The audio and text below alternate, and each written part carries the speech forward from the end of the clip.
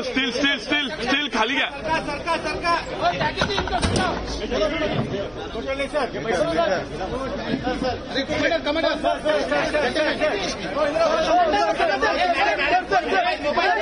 और जिन लोगों को मारा गया है, पीटा गया है, उनसे भी मिला. बड़ी क्लियर बात है. उन्होंने मुझे पोस्टमार्टम रिपोर्ट दिखाई, वीडियो दिखाया, फोटोग्राफ्स दिखाई.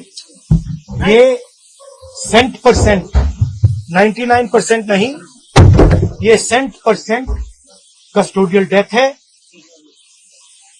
पुलिस ने इनकी हत्या की है और चीफ मिनिस्टर ने असेंबली में पुलिस वालों को मैसेज देने के लिए झूठ बोला है. मुझे बोलने दीजिए आप. ठीक है. इस युवा को इसलिए मारा गया है क्योंकि वो दलित है और वो कॉन्स्टिट्यूशन की रक्षा कर रहा था.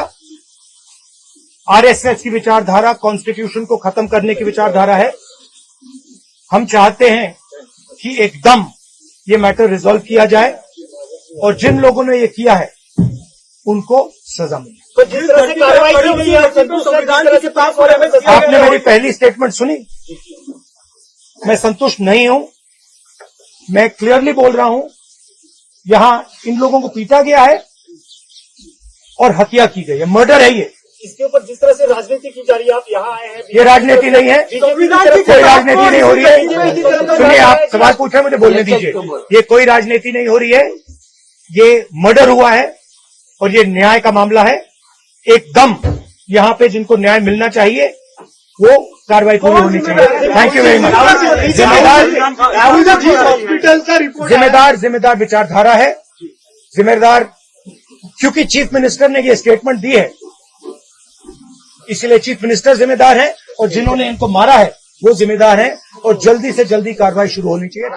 बिल्कुल, क्योंकि पोस्टमार्टम रिपोर्ट में एक चीज आई है कि उनको बेदम मार के उनकी हत्या हुई है और चीफ मिनिस्टर विधानसभा में कुछ और बयान देते हैं. तो इसका मतलब ये है कि सरकार गुमराह कर रही है. सरकार किसी के अन्याय को छुपाने की कोशिश कर रही है. सरकार और पुलिस इसके पीछे है और इनकी जो मौत हुई है वो मारपीट के वजह से हुई है. जो उनको कस्टडी में थे तब जो मारपीट हुई, बेदम, मतलब आप पूछ भी नहीं सकते हैं, सोच भी नहीं सकते, इस तरह से इनको मारा गया है. इनके फैमिली को भी मरने के बाद इन्फॉर्म किया, जबकि अरेस्ट होने के बाद इन्फॉर्म होना चाहिए था. तो बहुत लूप होल्स दिखाई दे रहे हैं और हम जुडिशियल इंक्वायरी मांग रहे हैं. तब तक हम शांत नहीं बैठे. देखिए, सबसे बड़ी बात है कि मैं शुरुआती से कह रही हूँ कि मुख्यमंत्री ही जिम्मेदार है, क्योंकि जिस तरह से जब घटना हुई थी तब मुख्यमंत्री परभनी में आके यहाँ पे शांतता प्रस्तापित कर सकते थे, लेकिन वो अपने मंत्रिमंडल में बिजी थे. और जब कल मैंने उनका विधिमंडल में स्टेटमेंट सुना जिसमें उन्होंने कहा कि जो गुनहगार है सामने वाला, जिसने संविधान के प्रतिमा के साथ जो विडंबना की है, वो उसको जो है वो साइकोलॉजिकल प्रॉब्लम है, उसको जो है वो आपको पता है कि उसको मानवोपचार की आवश्यकता है. उसको 4 डॉक्टर ने तपास किया है और कहा कि कुछ मारा ही नहीं गया है, कोई भी पुलिस स्टेशन के सीसीटीवी कैमरे में कुछ नहीं आया है. ये बिल्कुल भड़काने का, दंगल बढ़ाने का. तो किसने किया है? उनके बॉडी पे आप देखेंगे तो पूरे आपको निशानी दिखेगी. उनको, आपको पता है कि उनका जो पोस्टमार्टम रिपोर्ट है उसमें कहा गया है कि शॉक और जो मल्टीपल इंजुरीज की वजह से जो है उनकी मौत हुई है. तो इसकी जिम्मेदारी राज्य सरकार को लेनी होगी. कांग्रेस इंसाफ दिलाएगी, क्योंकि राहुल जी अब जब आकर गए यहाँ पे, कांग्रेस अब क्या सड़कों पे उतरेगी? कांग्रेस सड़कों पे उतरेगी. कांग्रेस लड़ने का काम करेगी. कांग्रेस जो है राज्य महामहिम राज्यपाल से लेके राष्ट्रपति तक जाएगी, लेकिन लड़ाई करने का काम करेगी. हम राहुल गांधी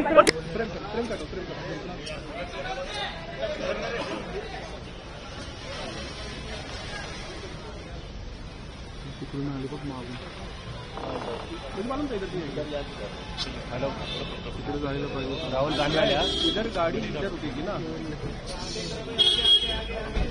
अभी यहाँ से उतरने वाले हो.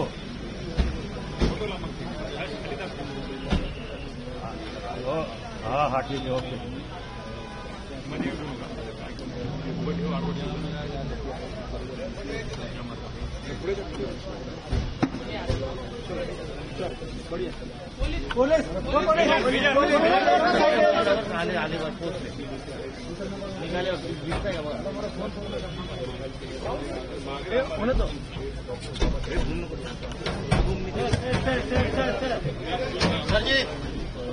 खाली करा चलो माइक रुको जरा वो जा रहे हैं ओ स्टील खाली घ्या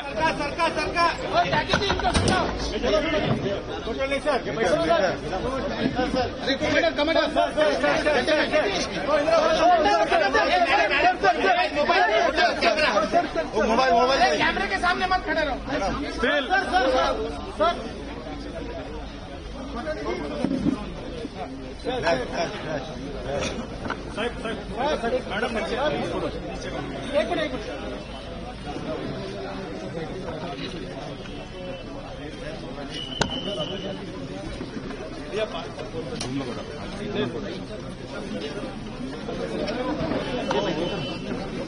चले दो कुछ मत ना भाऊ LCD हे करा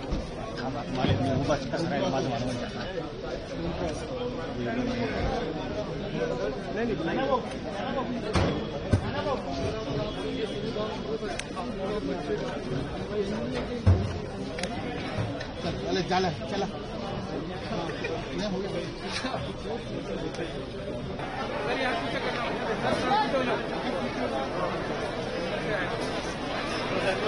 राहुल जी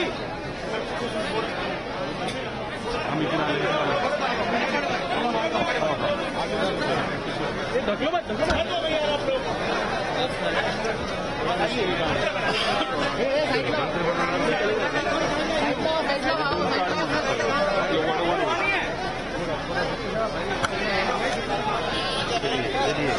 चलिए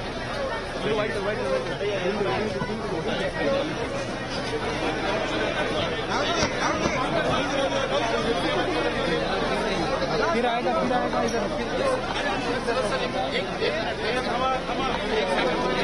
राहुल गांधी साहेब आपल्याला ऐकायचं आहे समोर गर्दी करू नका